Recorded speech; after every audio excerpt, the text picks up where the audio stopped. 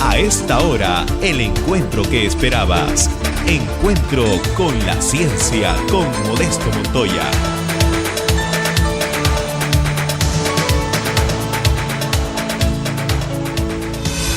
En principio voy a mostrarles cómo se pueden utilizar recursos muy simples y disponibles en los artefactos que tenemos actualmente, como la computadora y un micrófono. Un micrófono es muy barato, y la tarjeta de sonido de la computadora es un dispositivo de adquisición de datos de muy alta performance. En consecuencia, podemos usarlo para hacer mediciones bastante interesantes. Y yo voy a usar un lenguaje de programación gráfico aquí que es muy fácil de utilizar, pero igual se pueden usar otros lenguajes de programación. En principio, le voy a mostrar la programación que yo voy a hacer muy rápidamente con un registrador gráfico para poder mostrar la gráfica del sonido cuando yo hable por el micrófono. Entonces ahí tengo el registro gráfico al que le voy a poner una paleta de herramientas de tal manera que yo puedo manipular. En la otra pantalla yo voy a poner una función para adquirir los datos del micrófono. Es muy simple porque ya tengo gráficos de sonido. En sonido yo voy a encontrar el micrófono y voy a sacarlo simplemente, y tan pronto lo tengo allí ya yo tengo para configurar la adquisición de datos con el micrófono. En principio voy a usar un solo canal del micrófono porque no es estéreo, y vamos a trabajar acá para mostrarles nada más con 10 segundos de duración de adquirir los datos. Y los datos aquí vamos a adquirirlo a una velocidad de unos 60.000 veces por segundo. Entonces acá ponemos control, ahí estarían 60.000 datos por segundo. Es una cantidad impresionante de datos, porque son 60.000 por 10 segundos, son 600.000 datos que voy a tener allí. Entonces yo voy a ejecutar esto. Antes de ejecutar tengo que conectar para hacer la programación. Conecto el sonido al gráfico y ahora ejecuto. Y muy rápidamente lo que yo hable va a aparecer ya después de los 10 segundos graficado en el graficador que hemos puesto allí. Ahí debe estar. Ahí está, muy tenue. Algún problemita todavía tenemos. Es la escala, sí.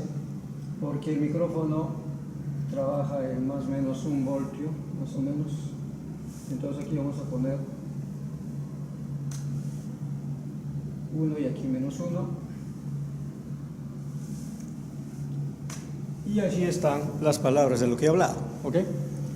Y vamos a probar ahora para encontrar significado a lo que está escrito allí. O si desean podríamos ver qué información hay allí. Entonces, para ver la información que está allí, podemos decir que cada una de esos paquetitos de líneas es una palabra. Entonces, si queremos ver el detalle, por ejemplo, de esta parte, vamos a elegir una región y vamos a ampliar este pedazo. Ahí está, observen cómo vibran las cuerdas vocales, ¿okay? Y es probable que acá todavía podamos ampliarlo en otra dirección. Vamos a ampliarlo en esta otra dirección. Y ahí vemos cómo vibran las cuerdas vocales, ¿no? Y eso en realidad es información de todo lo que sucede desde el momento en que nosotros pensamos. Cuando nosotros pensamos, el cerebro va creando el patrón que va a salir por la voz. Pero ese patrón implica que lo que el cerebro prepara lo envía al cerebelo, y del cerebelo van ondas eléctricas que van a ir hasta las cuerdas vocales.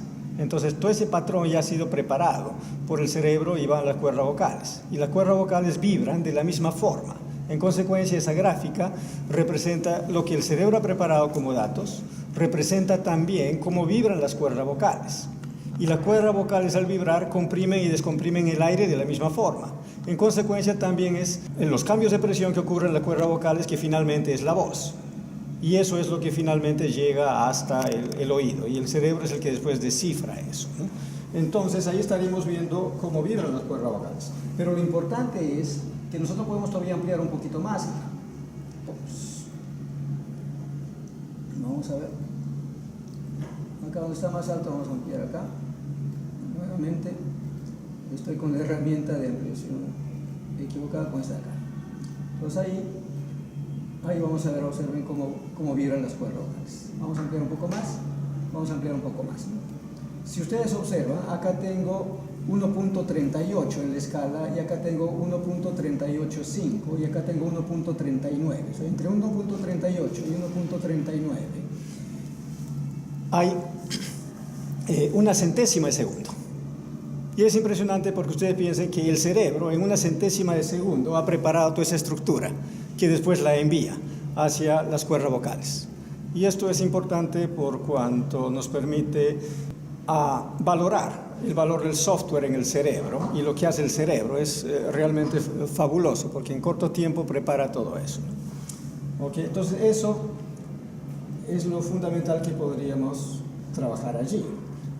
Y eso implica que nosotros podemos, con la tarjeta de sonido, hacer mediciones en tiempos muy, muy pequeños. Entonces estamos hablando de que podemos, con las tarjetas normales en una computadora, tener una resolución en el tiempo de alrededor de 10 microsegundos. Entonces 10 microsegundos es un tiempo bastante pequeño y nos permite hacer una serie de experimentos. Y eso es lo que después vamos a trabajar. Yo voy a seguir utilizando este mismo programita muy simple para hacer una adquisición de voz. Entonces vamos a empezar. 1, 2, 3, 4, 5, 6. Ahí están las palabras. 1.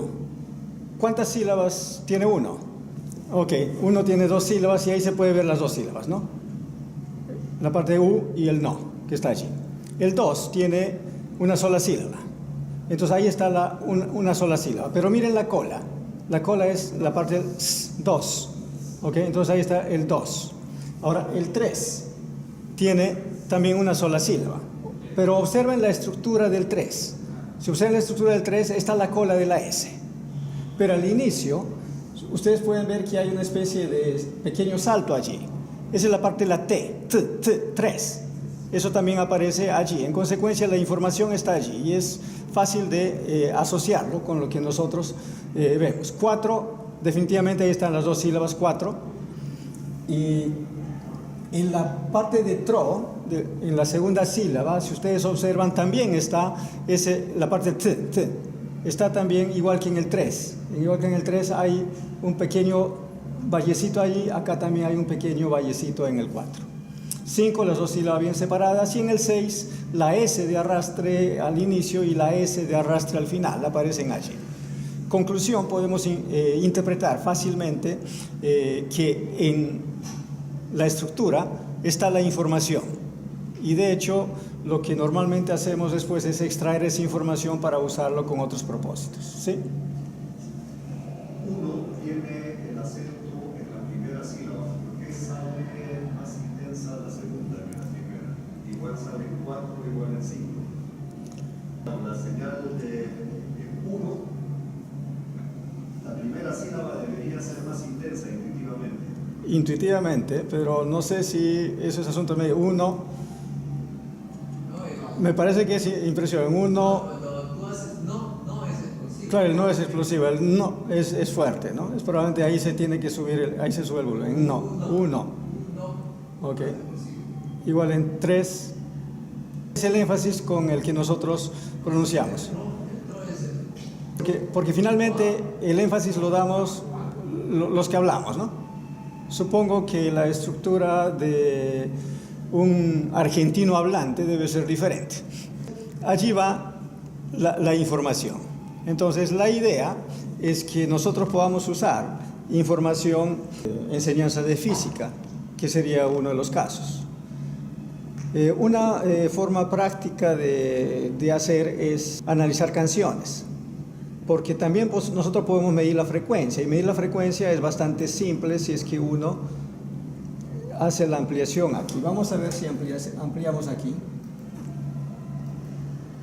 Si ampliamos aquí, vamos a hacer una ampliación acá. Ampliamos un poquito más acá. Ampliamos un poquito más acá. Y podemos ampliar acá. ¿Ok? Ahí tenemos el pico se repite nuevamente con el de acá. porque prácticamente es un instante de la voz que tiene la misma frecuencia en ese momento. En consecuencia, esa es la característica de mi voz. Entre este punto y este punto hay un periodo. En consecuencia, podríamos fácilmente calcular la frecuencia acá. Vengo, marco hasta acá. Ok. Saco la calculadora. Voy a copiar esto. Y vamos a restarle el valor inicial.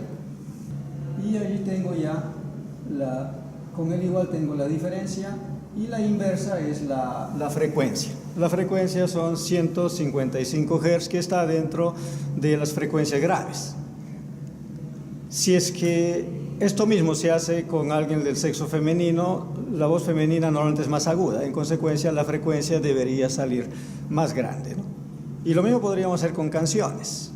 Hay algunas canciones, creo que en nuestro país Tania Libertad es una que tiene un registro vocal muy amplio y yo he hecho esa prueba con herramientas más sofisticadas, pero calculando la frecuencia en diversos instantes cuando ella canta concierto para una sola voz.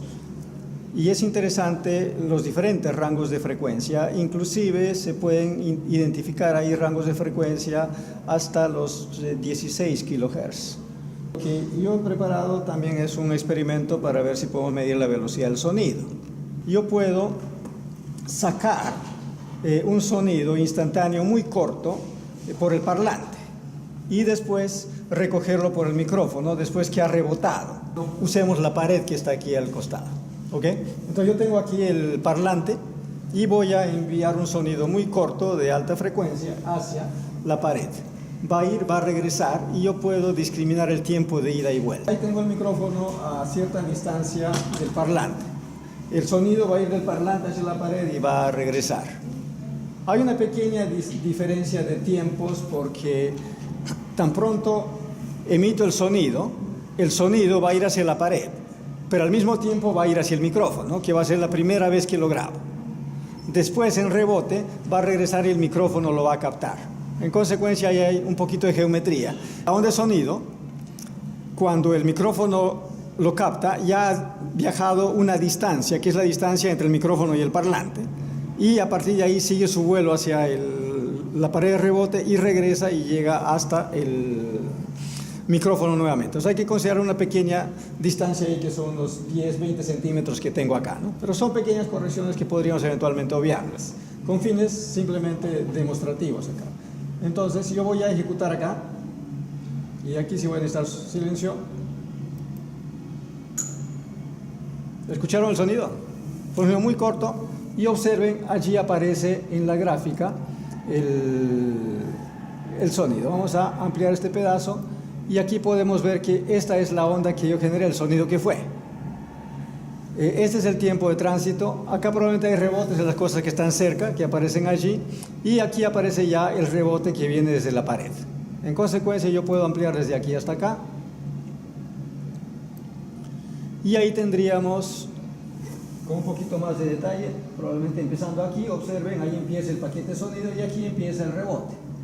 Y ese sería el tiempo que estoy midiendo. Entonces ese sería el tiempo que estoy midiendo. Y podemos nuevamente usar la calculadora. Vamos al tiempo inicial, pegar, menos, vamos al tiempo inicial, control C, a la calculadora, pegar, y ahí tenemos la diferencia.